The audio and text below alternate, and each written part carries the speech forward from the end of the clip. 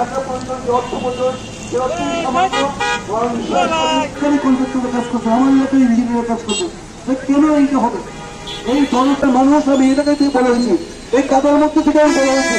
অতএব এই কাদা পানি মনে, অতএব এখানে যারা বাস স্ট্যান্ড কেন্দ্রিক বিজনেস করছেন, এই বাসের মালিক শতভাগ মানুষ আমরা এক।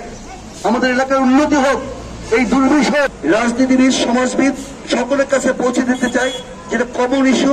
নদী ভাগ রয়েছে যারা সরাসরি এফেক্টেড, তাদেরকে নিয়ে দাবি বক্তব্য অত্যন্ত স্পষ্ট।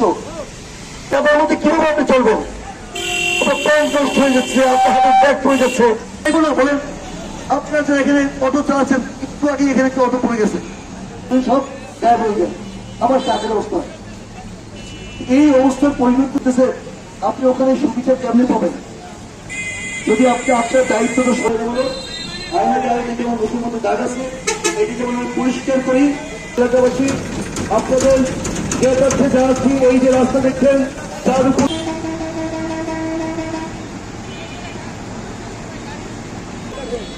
ভাই